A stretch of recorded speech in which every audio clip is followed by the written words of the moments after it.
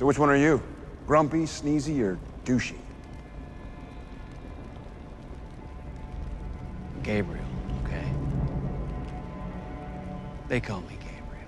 No, they didn't tell me. I just got the script. I mean, they booked me for the episode a couple of months in advance, but I didn't get the script till, say, a week before we started shooting, and I got the script and I was reading it and thought it was another fun-filled Trickster episode, and got to Act 3 and went, whoa, they switched it up on me, which I love. I mean, it's really a really cool turn for the character.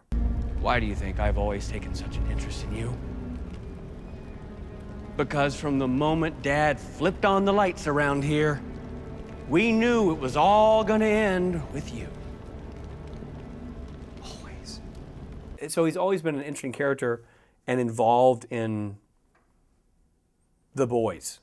But the reveal that he's Gabriel adds a lot of gravitas to his actions previous to that episode.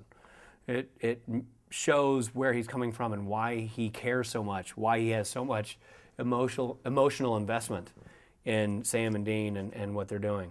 So I thought it was a fantastic reveal, and a great opportunity as an actor to play the switch. This is about you being too afraid to stand up to your family. Look, I think Dean calls him like he sees him.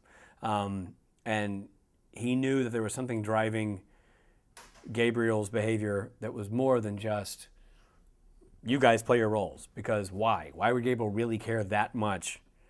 And it's because he wanted, Sam and Dean to do all the heavy lifting, and he just wanted to sit on the sidelines and have things handled without him getting his hands dirty. And I think that was essentially Dean calling him on it, saying, it's not how this works, or it's not how it should work. You should be involved. It certainly left Gabriel with a lot to think about. My favorite Trickster moment, which is sort of a Trickster Gabriel moment, is his standoff with Dean on the sitcom set.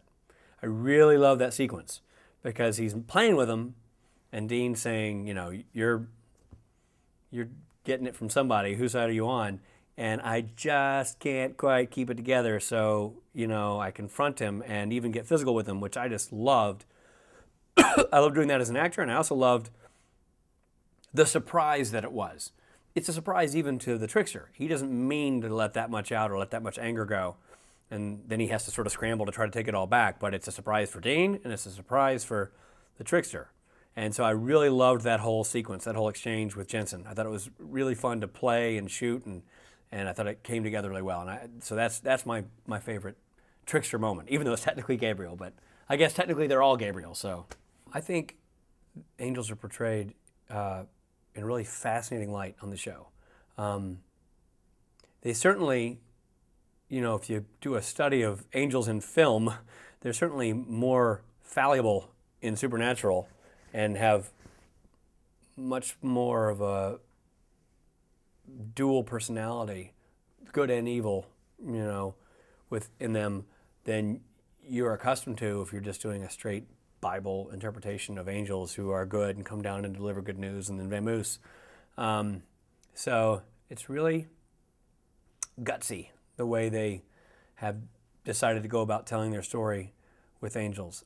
As far as informing how I play Gabriel, I was less tied to previous angel episodes and more driven to just a guy finally saying, fine, here it all is. I think that drove the decision on how to play the guy more than the other angel episodes, because quite frankly, in the episode, when he's revealing all this, he's locked in the circle. He can't get out. So it's not like he's being angelic and powerful when he's saying this information. In fact, it's the exact opposite.